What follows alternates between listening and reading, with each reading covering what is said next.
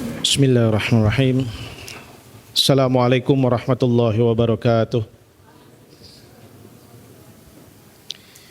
Innal hamdalillah nahmaduhu wa nasta'inuhu wa nastaghfiruh wa na'udzu billahi min shururi anfusina wa min sayyiati a'malina may yahdihillahu fala mudilla lahu wa may yudlilhu fala hadiya lahu. Asyhadu an la ilaha illallah wahdahu la syarika lahu wa asyhadu anna Muhammadan abduhu wa rasuluh. Ballagha ar-risalata wa adda al-amanata wa nasaha al-ummah wa jahada fi sabilillahi haqqa jihadihi hatta atahu al-yaqin. Allahumma salli ala Muhammad wa ala ali Muhammad kama sallaita ala Ibrahim wa ala ali Ibrahim wa barik ala Muhammad wa ala ali Muhammad kama barakta ala Ibrahim wa ala ali Ibrahim fil alamin innaka Hamidum Majid. Rabbi shrah li sadri wa yassir li amri wahlul 'uqdatam min lisani yafqahu qawli. Rabbana atina fid dunya hasanah wa fil akhirati hasanah wa qina adzabannar. Allahumma 'allimna bima yanfa'una wanfa'na bima 'allamtana warhamna innaka anta arhamur rahimin. Allahumma arinal haqqa haqqan warzuqna ittiba'ahu wa arinal batila batila warzuqna ijtinabah. Allahumma inna nas'aluka hubbaka wa hubba man yuhibbuka wa hubba 'amalin yuqarribuna ila hubbik. Allahumma ij'al hubbaka ahabbu ilaina minal ma'il baridi 'inda dhama'. Amin ya rabbal alamin. Amma ba'd.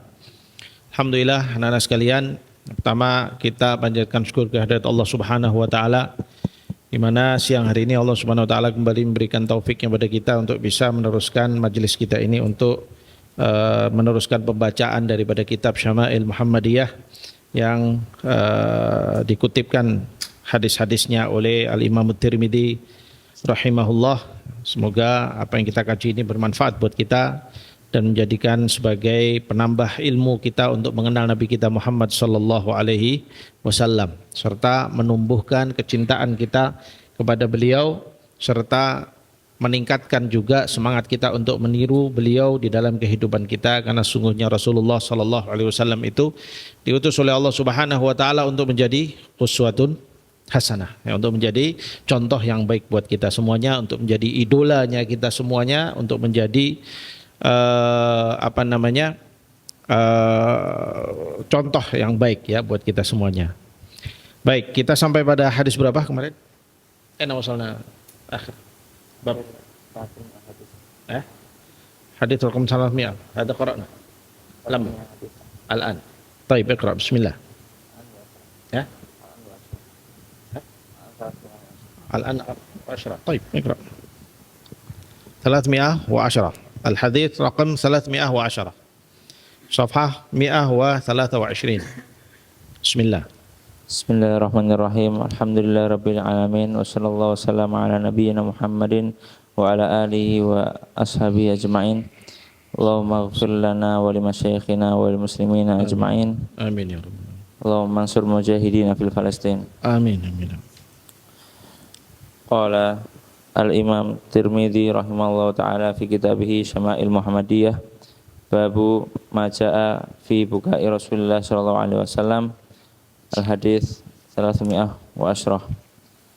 Haddatsana Mahmud bin Ghailan, haddatsana Abu Ahmad, haddatsana Sufyan an Atha ibn Sa'ib an Ikrimah an Ibni Abbasin qala akhadha Rasulullah sallallahu alaihi wasallam ibnatan lahu taqdi fahtadanaha fawada'aha baina yadayhi famatat wa hiya baina yadayhi.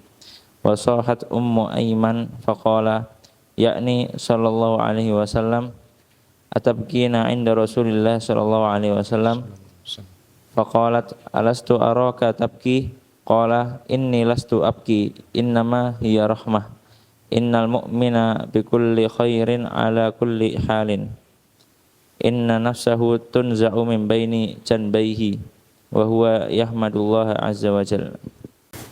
Al-bab mazilna fi bab raqam 45 wa huwa al-bab alladhi yatakallam an ma jaa fi buka'i Rasulillah sallallahu alaihi wasallam. Yani al-bab yatahaddath an kaifa kana Rasulullah sallallahu alaihi wasallam kana rajulan bakka. Ma ma'na bakka? Yani kana daiman yabki. Rasulullah sallallahu alaihi wasallam li yani tibi nafsihi wa tibi qalbihi yabki. Rasulullah sallallahu alaihi wasallam ya adalah seorang yang disebut sebagai bakka. Perhatikan. Perhatikan saya, bukan perhatikan ini, ya. Rasulullah sallallahu alaihi wasallam itu rajulun bakka, selalu menangis. Kenapa? Karena lembutnya hatinya beliau. Ya. kelembutan hati beliau atas sesuatu. Bukan nangisnya Rasulullah SAW itu karena menangisi nasib, bukan. Ya, menangis karena nggak kebagian dunia, bukan. Ya, kebagian urusan dunia dan sebagainya, enggak. Nah, ini bedanya ya beliau dan apa yang beliau contohkan pada kita. Jadi seorang yang banyak menangis itu hatinya akan hidup, sensitivitas hatinya akan hidup. Tapi menangis karena apa dulu? Ini yang penting. Ya, kalau nangisnya hanya urusan dunia, ya jelas itu malah mematikan hati. Bahkan menangis karena urusan dunia karena matinya hati. Ya, kamu nggak kebagian apa, lalu kamu menangis dengan itu. Kamu menyesali hal itu, padahal rezeki sudah diatur sama Allah. Kita tahu semuanya. Ya, tapi kalau kamu menangis karena nggak bisa ibadah sama Allah, kamu menangis karena tadi malam nggak bisa qiyamul lail.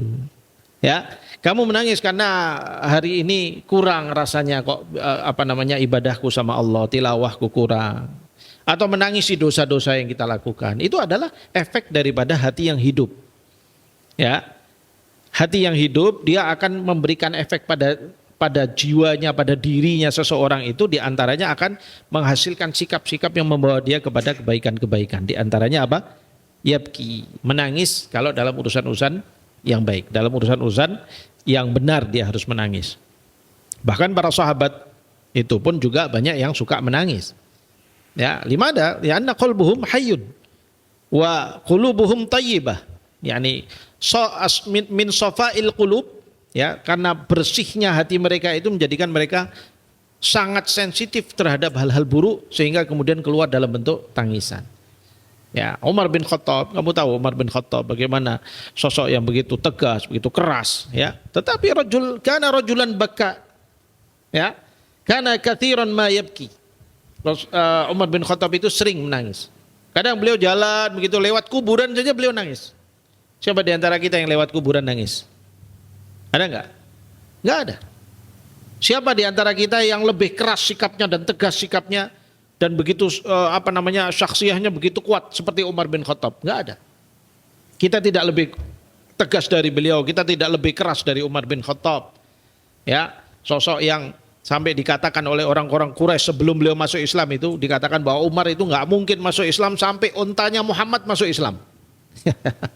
Untanya Nabi Muhammad kalau sudah masuk Islam baru Umar nanti baru masuk ke dalam dinul Islam. Tapi ternyata Allah balikkan semua itu, ya.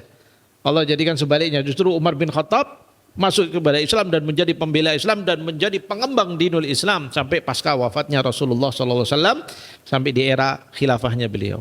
Tapi kana rajulan bakkaan. Ya, kana rajulan bakka. Wa udhkur ayyu sahabiyyin ghairahu. Ya, Uthman bin Affan rajulan bakka. Ali bin Abi Talib yani ma'a quwwatihi wa syaja'atihi lakinahu kana bakka. Ya, fal buka'u syai' jayyid ya syabab, yani al buka hada yani min ihya madha min athar yani hayatil qalb. Ar-rajul alladhi la yabki wa khasatan alladhi la yabki min umuril al-ukhrawiyyah min al-ibadah wa hadhihi al-umur alladhi la yabki hada dalil ala anna qalbuhu mayyit. Dalil ala anna qalbuhu mayyit. Alladhi yaqra'ul Qur'an thumma yaqra' ayat مثلا هذه الآيات تذكر عن العذاب وعن النار ويعني الوعيد من الله سبحانه وتعالى ثم لا يبكي هذا دليل على أن قلبه لا يعني لا يتلذذ بماذا قراءة القرآن. Orang yang baca Quran dia tidak bisa menangis dengan apa yang dia baca, khususnya ketika dia membaca ayat-ayat tentang ancaman Allah, membaca tentang ayat-ayat neraka dan sebagainya. Itu menunjukkan hatinya tidak menikmati bacaan Al-Quran. Tidak hidup hatinya bersama dengan Al-Quran. Kenapa kok bisa begitu? Dia harus menangisi hatinya sebelum dia menangis. Kalau nggak bisa menangis, kamu harus menangisi hatimu. Kenapa saya nggak bisa menangis dengan bacaan ayat Al-Quran? Ya. Oleh karena itu orang baca Quran itu sampai disuruh oleh Rasulullah SAW itu yatabaka minal qiraah. Ya, disuruh membaca dengan kesan-kesan seakan-akan mau menangis. Li'annahu yu'athir ala khusyu'it tilawah. Karena dia akan membawa kita kepada khusyuknya sebuah tilawah. Wa idza talainal Qur'ana bi khusyu'in yuhyi al-qalb. Bacaan Quran yang khusyuk itu akan menghidupkan hati. Oleh karena itu ya syabab, ya hawilu. Ya, cobalah, berusahalah ketika baca Quran itu untuk betul-betul menikmatinya, menjaganya, menjalankannya, ya, memahami makna-maknanya, mengikuti alurnya. Lalu ketika Allah berbicara tentang hal-hal yang berbahaya buat kita, maka kita ikut menangis di situ. Hadza huwa sya'nun Nabi sallallahu alaihi wasallam wa hadza sya'nu ashabuhu. Begitulah dahulu Rasulullah sallallahu alaihi wasallam dan begitulah dulu para sahabatnya. Ya. Nah, manusia yang tidak pernah menangis dalam urusan-urusan akhiratnya, ibadah dan sebagainya, maka itu menunjukkan hatinya yang mati. Dia lupa terhadap akhiratnya. Ya, nasullaha fa'ansahum anfusahum. Ya, mereka lupa sama Allah, maka Allah jadikan mereka lupa terhadap diri mereka sendiri. Ya, lupa bahwasanya kita ini akan menghadapi kematian. Ya, akan menghadapi tanggung-jawaban kita di hadapan Allah, ya. Allah Subhanahu wa taala akan minta pada kita semua, ya. Kalau kita nggak pernah ingat dengan semua itu, ya sebab kita akan lupa, kita akan banyak melakukan maksiat, yang melakukan dosa-dosa dengan tenang hatinya menikmati maksiat pada Allah Subhanahu wa taala. Jadi al-buka yu'athir fil qalb. Wa hadza kana fi'lun Nabi sallallahu alaihi wasallam. Taib, huna na'khudhu hadits An Aisyah radhiyallahu anha anna Rasulullah sallallahu alaihi wasallam qabbala Uthman bin Mad'un qablahu afwan. An Ibnu Abbas qala akhadha Rasulullah sallallahu alaihi wasallam ibnatan lahu taqdi fahtadanaha fawada'aha baina yadayhi famatat. Ya, wa hiya baina yadayhi wa sahat Ummu Aiman faqala يعني صلى الله عليه وسلم أتبكين عند رسول الله فقالت ألست أراك تبكي قال إني لست أبكي إنما هي رحمة إن المؤمن بكل خير على كل حال إن نفسه تنزع من بين جنبيه وهو يحمد الله عز وجل. Ya. Hadis dari Abdullah bin Abbas radhiyallahu anhuma, beliau bercerita akhadha Rasulullah sallallahu alaihi wasallam ibnatan lahu taqdi. Suatu hari Rasulullah SAW sedang memegang, ya akhadha di sini maksudnya adalah memegangi putrinya yang sedang yaqdi, sedang dalam keadaan mau ihtidar, meninggal. Ini putrinya yang mana ini? Ummu Kulthum. Ya, putrinya Rasulullah SAW yang dimaksud dalam hadis ini adalah peristiwanya Ummu Kulthum. Ummu Kulthum putrinya Rasulullah SAW yang dinikahkan kepada Utsman bin Affan, ya. Jadi istri keduanya Utsman bin Affan setelah Utsman bin Affan menikahi Ruqayyah, ya. Istri pertamanya yaitu putrinya Rasulullah SAW, istri pertamanya Utsman bin Affan, Ruqayyah. Lalu kemudian wafat. Lalu kemudian Rasulullah menikahkan lagi putrinya kepada Utsman bin Affan yang kedua, adiknya Ruqayyah, yaitu Ummu Kulthum. Wafat juga. Wafat juga dua-duanya. Makanya Utsman bin Affan disebut sebagai Dzunnurain, orang yang memiliki dua cahaya. Dua cahaya maksudnya siapa? Putri-putrinya Rasulullah sallallahu alaihi wasallam. Ini saking istimewanya Utsman bin Affan di mata Rasulullah sallallahu alaihi wasallam. Ya, sampai dinikahkan 2 kali. Dan ketika Ummu Kulthum ini meninggal, ya, kemudian Rasulullah bertemu Utsman, beliau mengatakan, kalau saya punya putri lagi, saya nikahkan lagi sama kamu, wahai Utsman, gitu ya. Saking cintanya Rasulullah sallallahu alaihi wasallam sama Utsman bin Affan. Kenapa? Akhlaknya yang mulia, kelembutan hatinya, masya Allah, ya. Utsman bin Affan, ya, kalau nanti kita insya Allah membaca tentang syama'il para sahabat, insya Allah kita akan kenal nanti sama mereka insya Allah.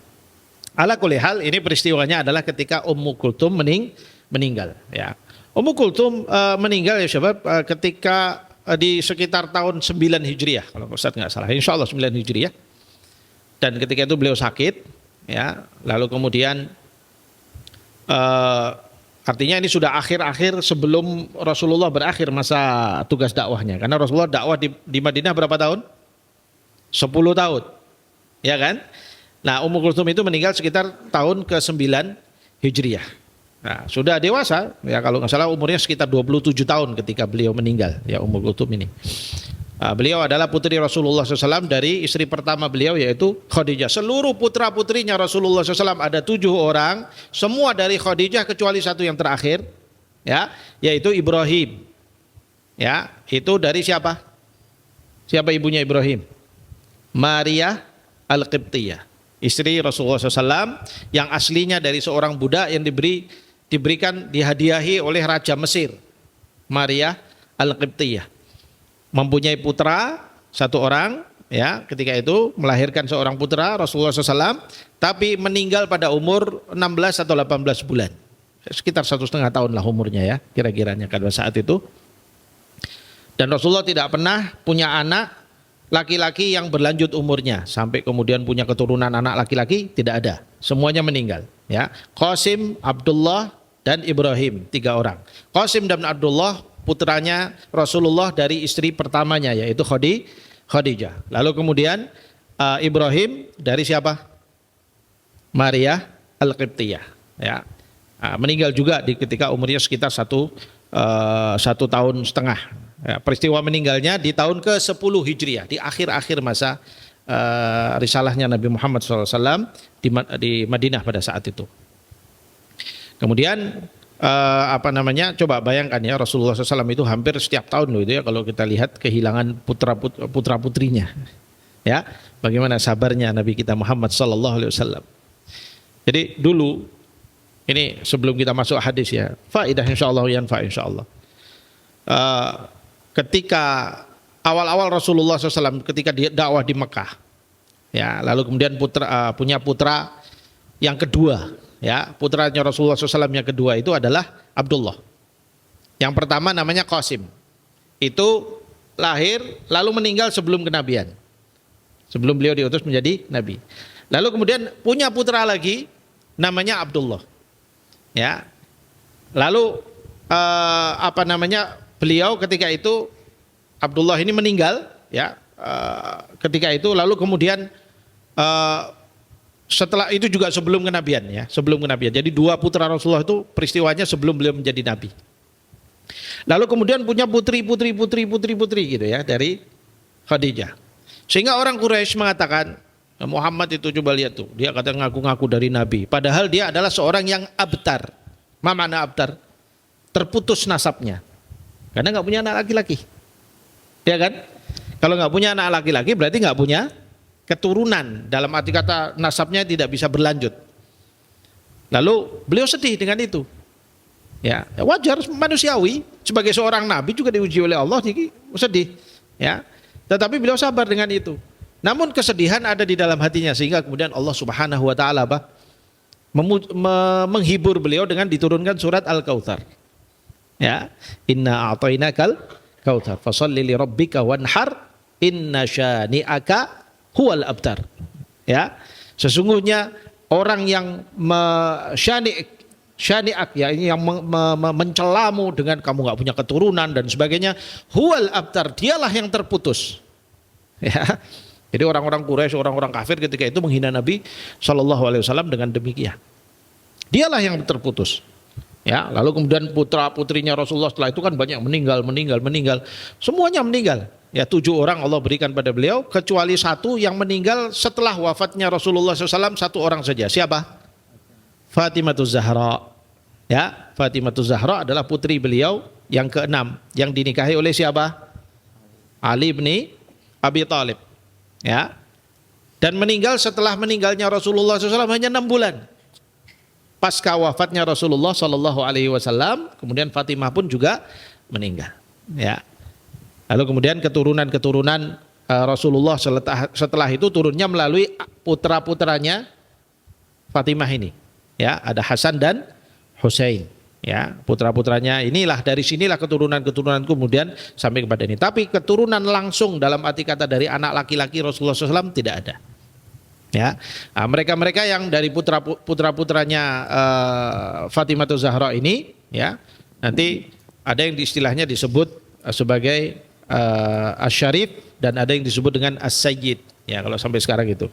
Jadi ada yang namanya ini nanti Sayyid siapa? Nah, itu berarti keturunan. Kalau disebut Sayyid itu berarti keturunannya Hasan. Kalau disebut Syarif ya itu keturunannya Husain. Ya, sebaliknya. Syarif itu keturunannya Hasan, ya, kemudian kalau Sayyid itu berarti keturunannya Husain, ya. Nah, kalau Habib nggak ada. Ya, nggak ada. Itu dari mana? Itu istilah baru. Ya, walaupun wallahu alam nanti nasabnya apakah nyambung ataupun tidak ke sana, wallahu alam bisawab, ya di situ ada perdebatan gitu.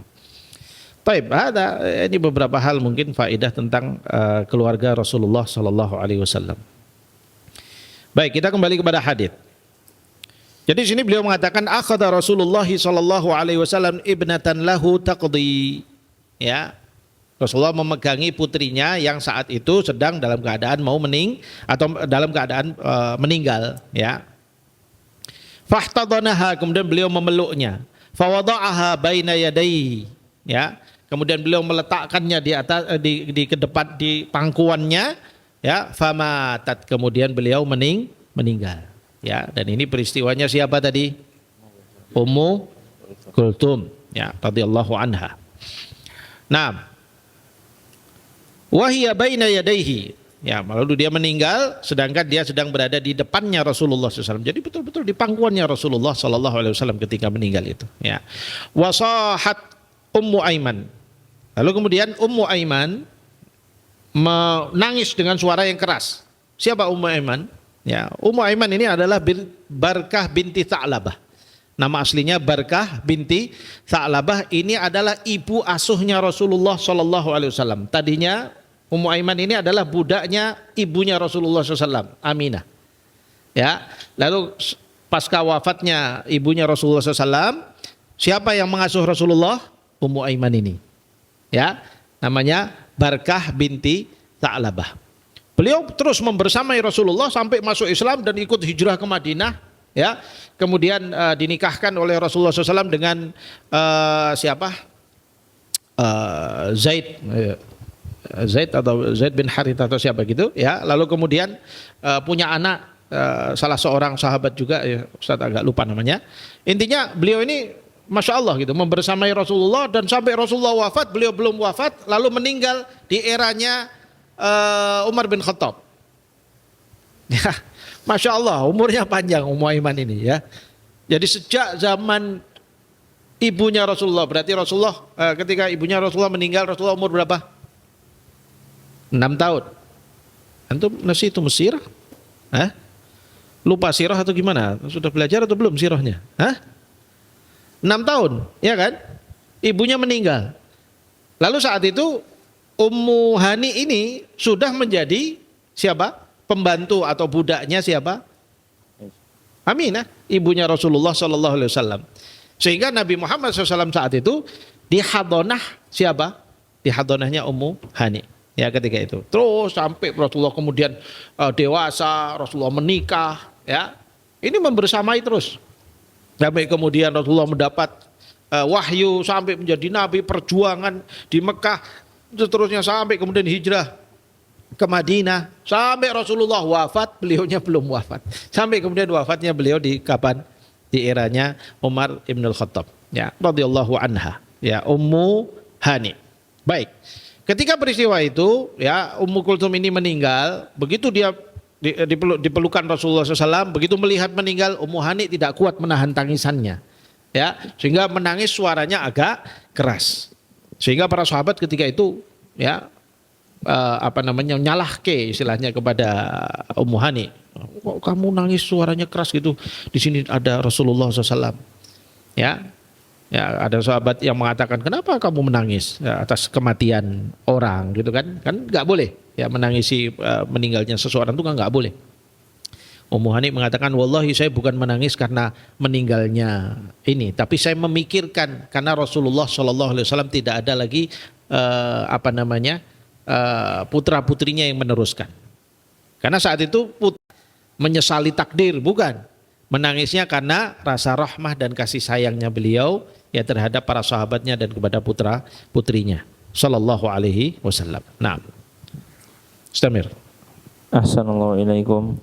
Haddatsana Ishaq bin Mansur qala akhbarana Abu Amir haddatsana Fulayhu wa huwa Fulayhun haddatsana Fulayhun wa huwa ibn Sulaiman عن هلال بن علي عن أنس بن مالك قال شهدنا ابنة لرسول الله صلى الله عليه وسلم ورسول الله صلى الله عليه وسلم جالس على القبر فرأيت عينيه تدمعان فقال أفيكم رجل لم يقارف الليلة قال أبو طلحة أنا قال انزل فنزل في قبرها. Naam. Al-hadits an Anas bin Malik. Qala syahidna ibnatan li Rasulillah sallallahu alaihi wasallam. Anas bin Malik mengatakan, ya, kami menyaksikan, syahidna di sini maksudnya menyaksikan penguburan, ya, turbah, ya. Jadi penguburan ibnatan, putrinya Rasulullah sallallahu alaihi wasallam. Ya, jadi kami hadir ketika penguburan putrinya Rasulullah SAW. Ini siapa ini? Putrinya yang mana nih? Ummu Kulthum. Masih peristiwanya Ummu Kulthum. Ya. Wa Rasulullah SAW jalisun alal qabri. Sedangkan Rasulullah SAW duduk, ya, di atas. Ya, di sini disebutkan di atas kuburan, berarti bukan di atasnya, tetapi di pinggiran daripada kuburan. Ya. Fara'aitu ainaihi tadma'an. Maka aku melihat kedua mata Rasulullah SAW itu mengeluarkan air mata. Faqala afikum rajulun lam yuqariful lailah. Beliau bersabda, apakah salah seorang dari kalian lam yuqarif yani lam yujami', jima. Ya, itu tadi malam dia tidak berhubungan dengan istrinya, begitu, ya. Afikum rajulun lam yuqarifil lailah, adakah di antara kalian yang tadi malam tidak berjima dengan istrinya? Ya. Qala Abu Talhah, kemudian Abu Talhah menjawab, ana. Faqala inzil fanazala fi qabriha. Kemudian Rasulullah minta turun sini, kamu ikut membantu saya untuk meletakkan jenazahnya putrinya Rasulullah sallallahu alaihi wasallam. Baik, asyahid anil hadits fil bab huwa buka Rasulullah sallallahu alaihi wasallam. Ya, ketika Rasulullah sedang menguburkan pun Rasulullah masih menangis, ya, ketika putrinya meninggal ini, Ummu Kulthum. Tapi di sini mungkin ada pertanyaan, kenapa kalau Rasulullah pakai menanyakan siapa yang belum menjimai istrinya tadi malam? Ya, apakah ada hukum tertentu di dalam masalah seperti ini? Ya, wallahu alam. Ya, di sana apakah ada ketentuan? Ya, tidak ada hukum dalam masalah ini. Para ulama tidak mengambil ini sebagai sebuah kesyarat bahwa orang yang mau meletakkan jenazah orang lain atau ke dalam kubur itu harus malamnya tidak menjimai istrinya dan sebagainya. Mungkin Rasulullah SAW hanya menginginkan sesuatu yang tuhur, ya, bersih. Karena apa? Di zaman itu mandi itu kan masih sulit, ya. Air kan sulit, ya, zaman itu dan sebagainya. Bisa jadi Rasulullah memandang kalau yang tadi malam baru berjima, sehingga Allah alam mungkin mandi janabahnya mungkin ada yang belum sempurna atau dan sebagainya, beliau khawatir, maka beliau mencari yang betul-betul belum menjimai, ya. Sehingga kemudian diajak untuk turun meletakkan jenazah putrinya di dalam liang lahatnya. Ya. Siapa beliau? Abu Talhah. Ya, sahabat yang menjawab ana itu adalah Abu Talhah. Siapa ini? Salah seorang dari kalangan Ansar yang punya jasa besar membela Rasulullah SAW ketika peristiwa Uhud. Ingat, kan Rasulullah SAW ketika peristiwa Uhud itu kan setelah pasukan panah itu turun, ya kan? Kemudian Rasulullah kan terdesak itu, ya, Rasulullah terdesak. Saat itu Rasulullah lari mundur ke belakang pada saat itu untuk mencari posisi bersama dengan sahabat. Di antara sahabat yang membersamai beliau adalah Abu Talhah. Ya, ketika agak ke belakang ternyata Rasulullah itu terjebak masuk dalam jebakan yang dibuat oleh orang-orang Yahudi ketika itu. Lihat, orang Yahudi ini kurang ajar. Ada jebakan di belakang-belakang itu, dibuatkan jebakan, jadi lubang begitu, lalu kemudian dikasih atasnya begitu, ya, nggak tahu. Rasulullah SAW lari kemudian masuk terperosok ke situ, ya. Lalu di situ ada Abu Talhah yang lalu kemudian Rasulullah saat itu sudah langsung diserang oleh orang-orang Quraisy, mau dibunuh ketika itu. Tapi ada Abu Talhah yang saat itu terus membela Rasulullah Shallallahu Alaihi Wasallam dengan panahnya, dengan apa semua dipanahi semua di saat itu, ya, sehingga kemudian alhamdulillah Rasulullah Shallallahu Alaihi Wasallam tidak bisa dibunuh oleh musuh-musuhnya. Nah, inilah jasanya Abu Talhah Al-Ansari, ya, terhadap Rasulullah Sallallahu Alaihi Wasallam. Taib, ya syabab, ya, akhadna ba'dul ahadits, kita ambil beberapa hadis tentang bagaimana bukanya Rasulullah Sallallahu Alaihi Wasallam. Tadi kita juga sebutkan bagaimana menangis ya itu menjadi penting ya bagi seorang mukmin. Tapi sekali lagi tangisannya bukan tangisan apa? Bukan tangisan menyesali nasib atau menyesali takdir Allah Subhanahu wa taala, tidak. Tapi tangisan rahmah yang ada di dalam hatinya. Boleh ya. Kemudian tangisan juga menangisi dosa-dosanya, menangisi lemahnya ibadahnya, ya itu boleh.